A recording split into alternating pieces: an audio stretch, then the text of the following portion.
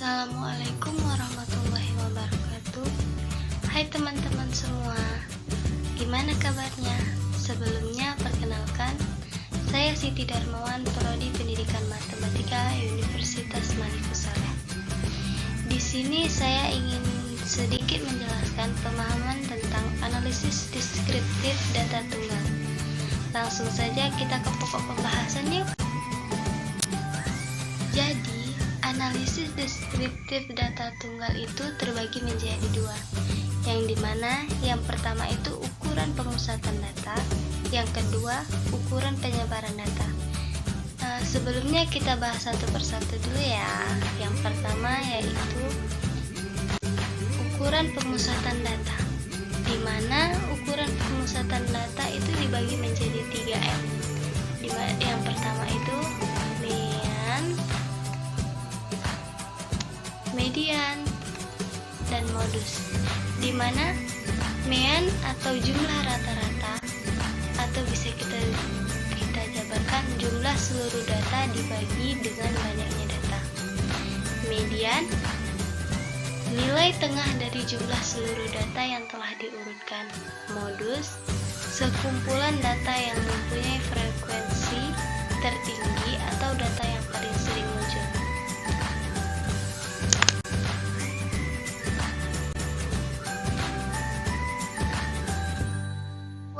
Ternyata ada contoh soal.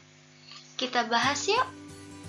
Dari data di atas, tentukanlah masing-masing nilai mean, median, dan modus.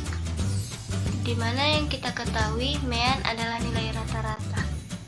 Jadi, untuk menentukan nilai rata-rata, sebagaimana dalam rumus mean, jumlah dari seluruh data dibagi dengan banyaknya data. Jadi, dimana di situ kita sudah menghitung jumlah dari keseluruhan data sama dengan 192 dan dibagi dengan banyak data 20. Karena kan banyaknya data itu ada 20. Maka dari itu kita tulis 192 per 20 sama dengan 9,6. Untuk median atau nilai tengah, di mana yang kita ketahui jumlah data tersebut bernilai genap, maka nilai median sama dengan data ke n per 2 ditambah data ke n per 2 tambah 1 per 2 sama dengan data ke n 10 per 2 ditambah data ke 10 per 2 ditambah 1 per 2. Karena data ke 10 itu 9, maka kita buat 9 ditambah 9 ditambah 1 per 2. Maka hasilnya 9,5. Untuk modus kan nilai yang sering muncul. Maka dari itu nilai dari data yang sudah kita urutkan, nilai yang sering muncul adalah nilai 8. Jadi modus adalah 8.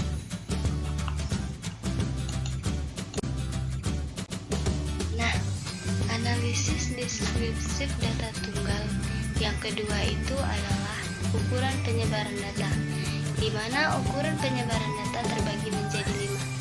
Yang pertama kuartil, sekumpulan data disusun menurut besarnya, maka nilai yang membagi kumpulan data tersebut menjadi 4 bagian yang sama disebut kuartil. Yang kedua, rentang. Rentang dari sekumpulan data merupakan selisih data terbesar dan data terkecil. Rentang antar kuartil dan simpang kuartil. Rentang antar kuartil merupakan selisih antara nilai kuartil atas dan kuartil bawah. Simpangan kuartil atau rentang semi antar kuartil merupakan setengah dari nilai rentang antar kuartil. Yang keempat yaitu simpangan baku, suatu nilai yang menunjukkan tingkat variasi kelompok atau ukuran standar penyimpangan dari rata-ratanya. Yang kelima, varians. Varians merupakan kuadrat dari simpangan baku menunjukkan tingkat penyebaran atau variasi data.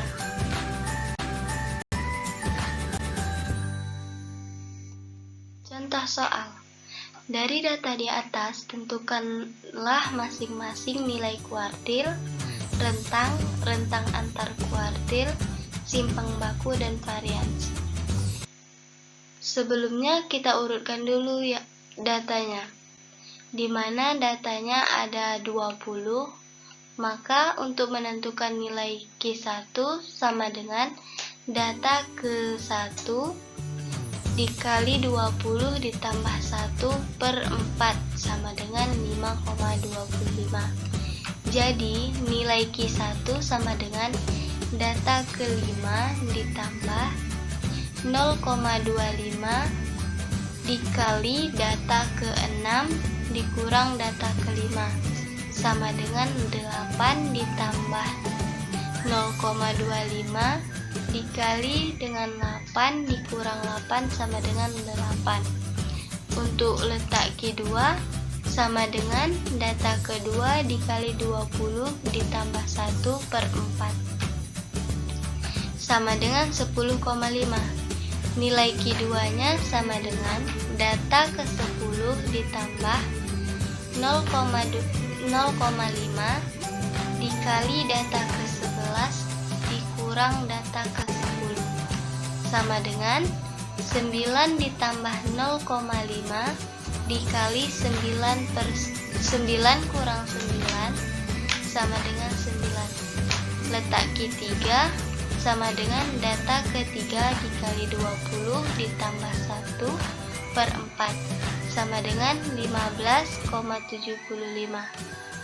Nilai Q3 sama dengan data ke-15 ditambah 0,75 dikali data ke-16 dikurang data ke-15 sama dengan 11 ditambah 0,75 dikali 12 dikurang 11 sama dengan 11,5.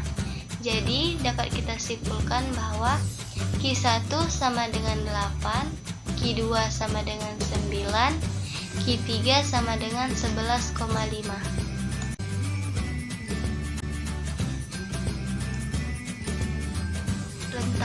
Rentang sama dengan data terbesar dikurang data terkecil. Data terbesarnya kita sudah mengetahui bahwasanya 13 dan dikurang dengan data terkecilnya 6. Jadi 13 dikurang 6 sama dengan 7. Untuk rentang antar kuartil Q3 dikurang Q1. Q3 tadi kan kita sudah mengetahui 11,5 dikurang dengan Q1 nya 8. Jadi hasilnya 3,5. Untuk simpangan baku sama dengan akar dari jumlah data dikali jumlah dari masing-masing data yang dikuadratkan dikurang jumlah dari seluruh data pangkat 2 per jumlah data dikali jumlah data kurang 1 sama dengan jumlah datanya tadi kan 20 dikali dengan 1.942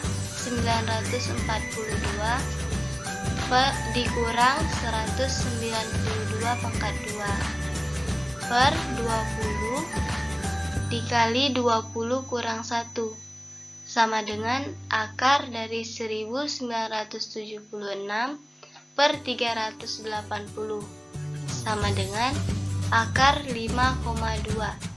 Akar 5,2 sama dengan 2,280. Dan begitulah. Baiklah, terima kasih karena telah mendengarkan materi yang telah saya paparkan.